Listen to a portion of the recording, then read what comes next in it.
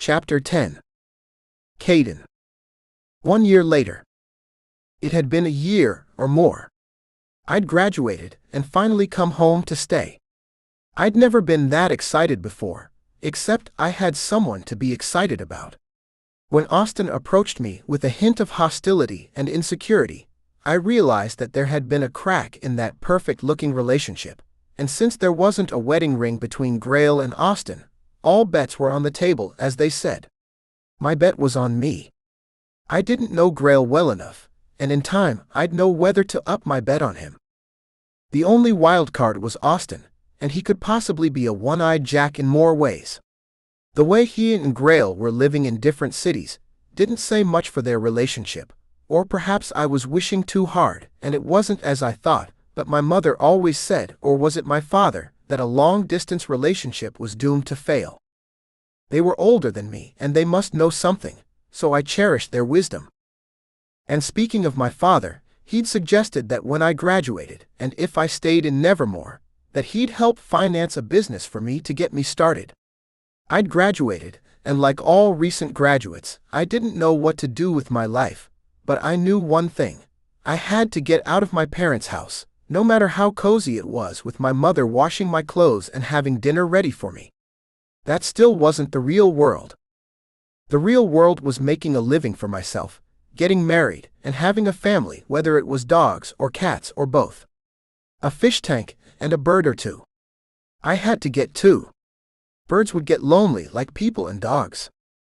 I'd driven by this storefront and decided right there that I'd open my business across the street from the college.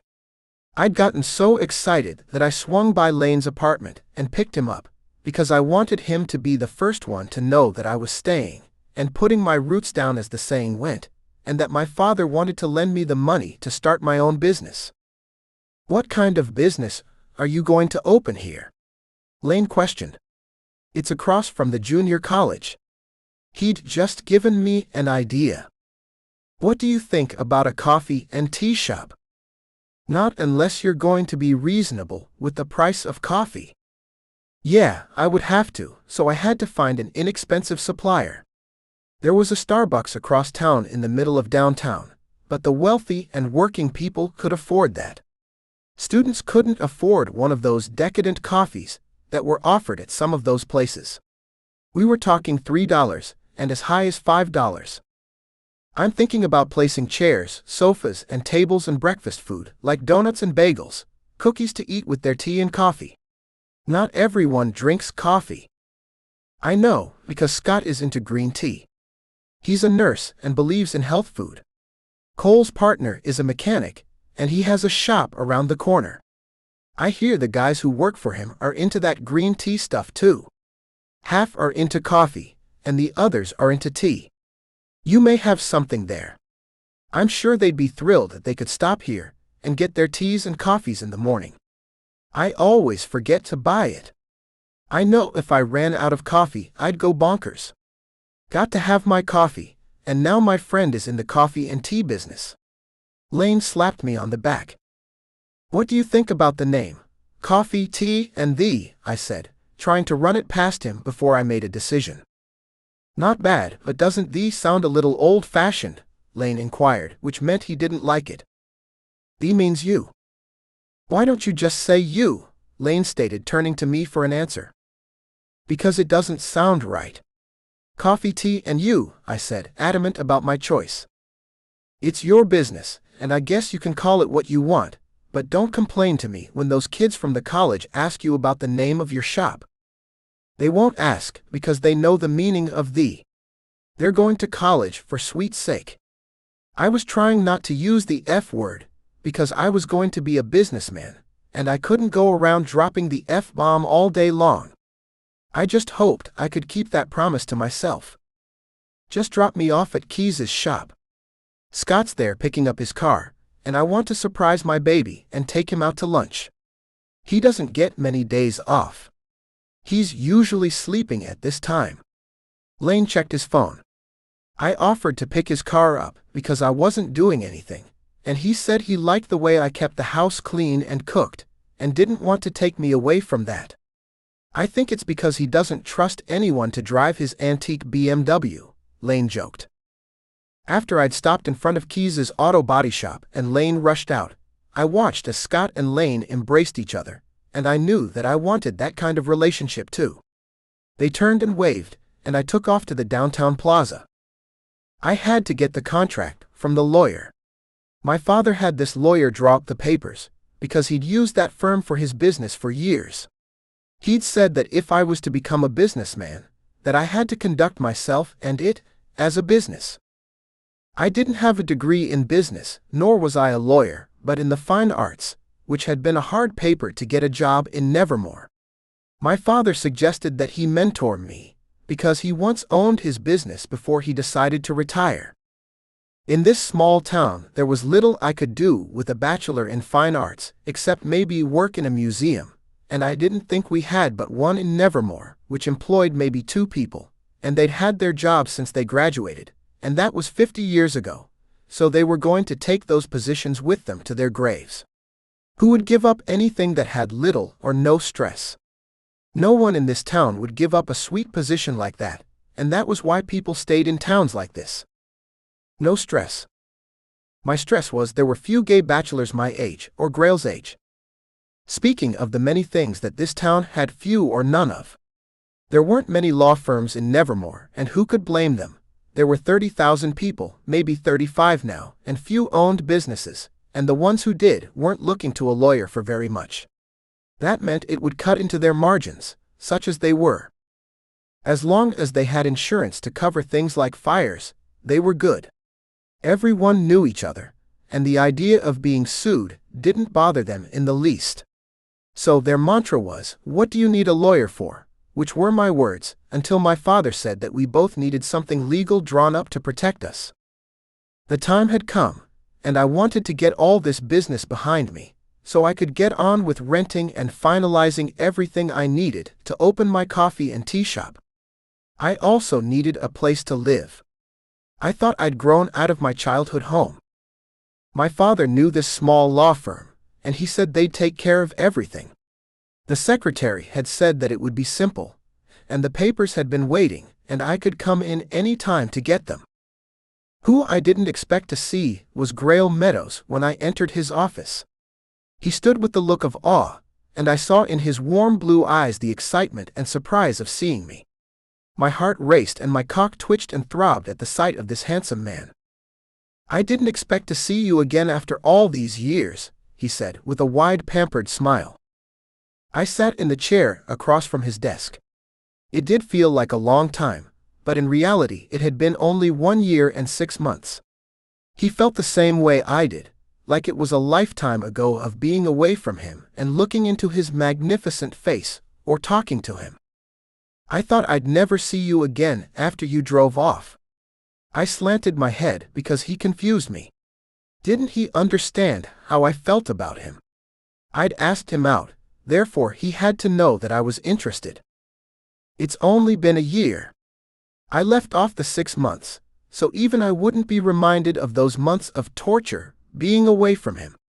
I graduated from college and now I'm home," I said, knowing he was all I'd thought about, and it felt like it had been so long since I'd looked into his handsome face and those blue eyes that sparkled with promises of what could be between us. "What have you been doing, Caden? You look different." Another smile from this outrageously handsome man with the cool demeanor, and always perfectly dressed in expensive suits. "I'm older and more mature, and as you know, I'm starting a business." He looked at the paper in his hand, and nodded. "You must be 25. I smiled and didn't correct him, because I wanted to be closer to the age he thought would make me old enough for him. "And you must be." His eyes lowered as if it was a sin to be 38. It was if you had no one to love you, but he did, and it was me if he wanted it. We engaged in small talk for the best part of an hour, talked about silly things that had to do with the town we'd grown up in. I didn't want to leave, even as he had the papers in front of him, but he never made an attempt to go over the papers with me as we laughed, and finally talked about our college experiences as young gay men. His appeared to be more colorful than mine. However, I didn't feel as if I was missing anything but Grayle in my life. It appeared that he needed to talk to someone, and so did I. I wanted to know what he had been doing since the last time I saw him. I'd hoped the fuck he didn't say he'd gotten married. I needed to delay the inevitable, because I didn't want to face the truth that a man like him had to have gotten married to that other good-looking sexy guy. I didn't want to even call his name, because I didn't want to put it out into the universe. Therefore, I asked a question that I didn't think was painful to me or him. How is your father? You know about him? Grayle smiled, and I knew I was on the right track. I asked my dad, did he know any Meadows, and he said he knew your father way back when. I shouldn't have said that, because it brought on a response I didn't want nor anticipated. How did your father know mine? Your father must be?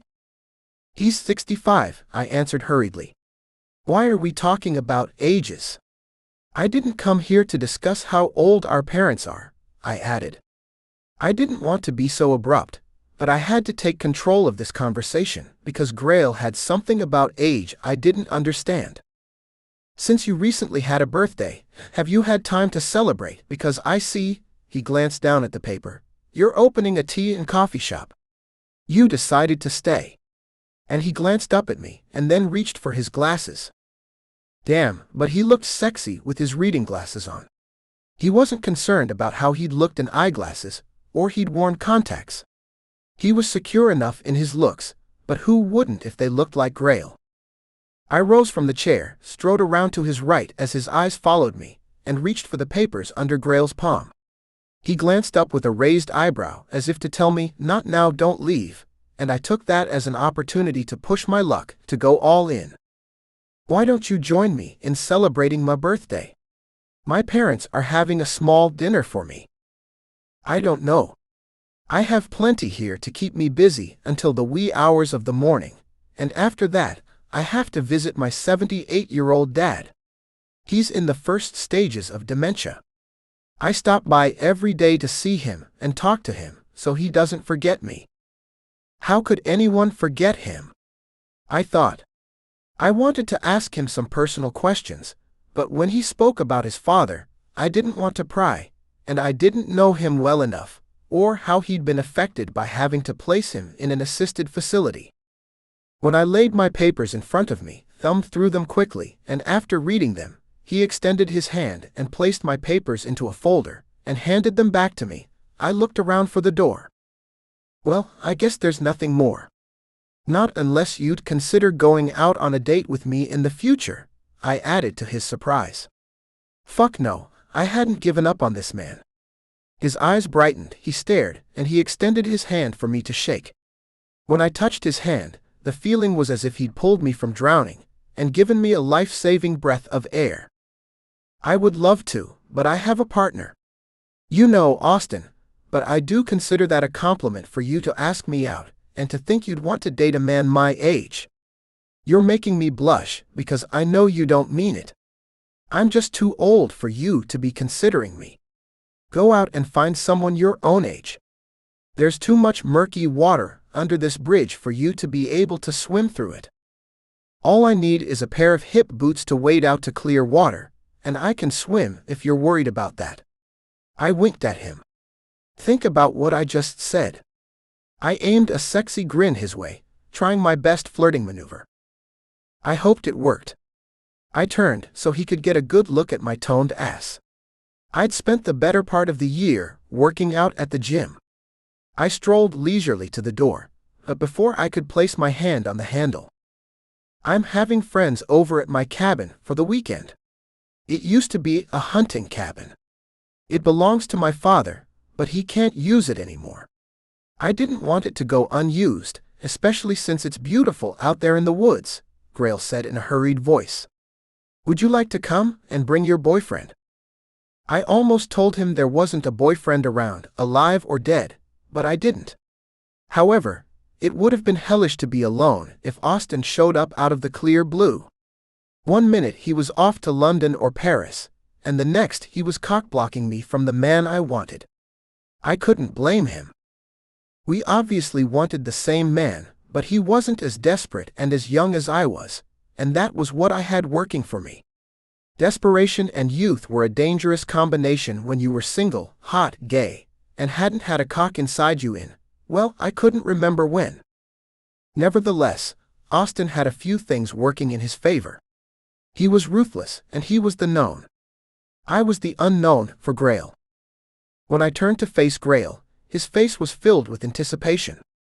"Thanks for inviting me." His face changed, because he thought I was going to turn him down. Never in a million years would I do that. I'm not as stupid as I look. I'm more than happy to accept your invitation, and my boyfriend wouldn't miss this for the world.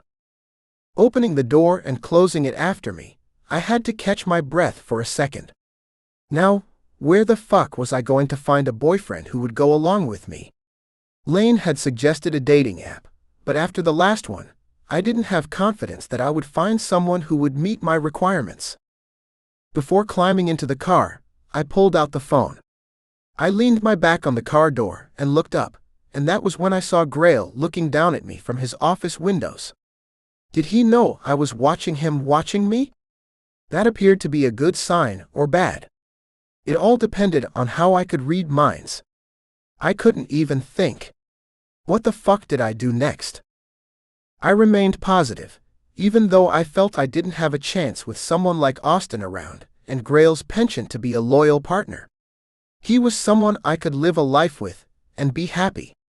Nevertheless, I felt I'd made headway though.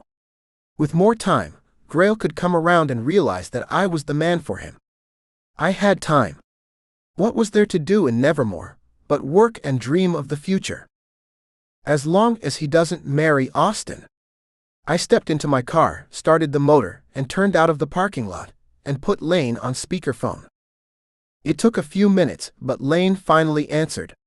Maybe he knew that I was persistent, and rarely took no for an answer. "Lane, I need you now." "I hope it's nothing personal, because I'm busy." "What are you talking about?" I questioned. "You know." "No, I don't." "Do I have to remind you that when you needed a—" "Stop right there.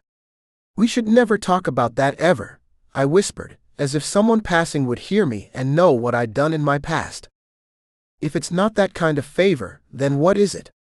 Lane questioned. "Make it fast, because I have a date with Scott." "Did you know that Grayle was having a party or something at a lodge?" "Oh fuck. I forgot to tell you. I was too busy entertaining my brother-in-law that I didn't have time. That's why we have to make dates to be with each other. There's another man in the house, and our house is too small. I was wondering if you knew anyone that I could pass off as being a boyfriend without him being a little crazy. Not like the last one I found on a dating app. There is crazy and there is crazy, Caden. You and I know that there is a little crazy in all of us. Remember what you asked me to get you. That sounded crazy to me, and yet I did it, and since you don't want to talk about that, and neither do I want to be reminded of that incident, I'd say you're in luck. My brother-in-law has just broken up with his husband, and he's lonely and planned on going with us, and I just don't want to hear about how wonderful his husband was anymore, so I invited him. If this gathering hadn't happened at Grayle's cabin, then Scott and I had planned on getting out of town, and maybe going camping just to be alone. I don't know where, but I need to get away from Brian's whining about how much he loved his partner, and now he's broken up the family. What family? He had 3 dogs, a sick cat, and no children. Can you believe that? Lane questioned. How does that solve my problem, Lane? And yes, the guy broke up their family if you ask me. I wanted one answer, and I wasn't looking to solve the problems of the world. You can go with Brian, don't you see, Caden? You can say you just met him, and you're dating each other. The only problem is he's 40, and you have to sleep in the same room. Not a problem. Him being 40, or sleeping in the same room? Lane questioned. Neither would be a problem if he kept to himself, and didn't whine too much. I can sleep on the floor or a chair. I don't care. I want to go to that retreat because of Grayle, and your brother-in-law is closer to Grayle's age. Then Grayle can see that age doesn't matter. How does he look? Does it matter? I need someone that will make Grayle jealous. Oh, he will make him jealous all right. He has muscles, a fine tight ass, and sleeves of tattoos, and he's good-looking if you like a man with gray eyes. Then why did his husband break up with him? Because my brother-in-law is an incurable cheat, and the man who he was cheating with wanted him to leave his husband, and he wouldn't, so the cheating man called up Brian's husband and told him everything. He told him how Brian complained that his cock was too big. Now who complains about a large cock? You know, Brian was stringing him along and the guy fell for it to a point, and Brian fell into his own trap. Now he's on the rebound, and looking to hook up with someone. Maybe you can help me out, and get him off our hands, Kate. Brian is here moping around the house, trying to confront the reality that he's alone, and has to start dating again. At his age all he's going to meet are young men, who want to go out all the time and fuck like crazy, and then there's you, Caden, my friend. You're steady, and you're not into all that. You have your head in the right place. I hope he doesn't want to get something going with me, because that's out of the question. He said his cock hadn't gotten hard since he and his husband split. I don't think he's capable of starting anything the way he is. He's messed up. The way Lane laid this out for me, even I felt sorry for Brian, but not that sorry. Well, if his cock doesn't get hard around anyone but his partner, then that's a relief, and tell him to keep his dick in his pants, because all I'm looking for is a fake boyfriend, and even that is temporary. No long-term commitments. I'm committed to one man, and that's Grayle Meadows.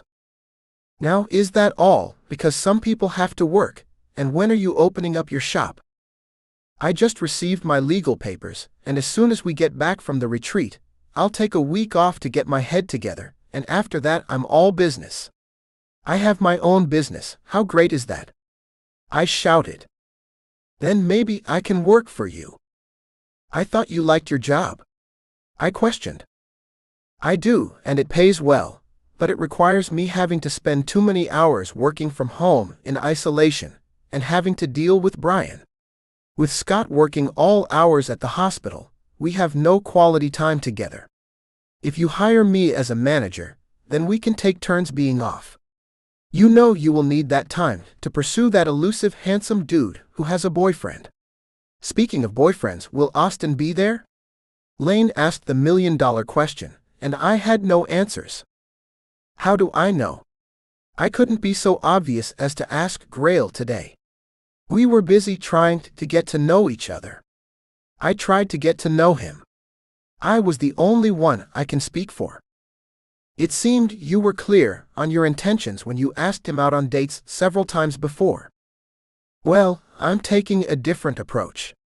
Patience comes with age. What the fuck, Caden? You're 20-something, not 40. Wait a minute, let me make sure Brian will be free on Friday. I waited a few minutes while Lane called Brian. I listened in on the three-way conversation. I'm sorry, Lane, but I'm busy. Given his busy meant he'd found someone that fast to stick his cock into, or someone who'd give him the shaft in more ways than I could count. Now what did I do? You heard that, Caden. You heard the dude. You're going to have to go to Plan B, or an old standby, a dating app.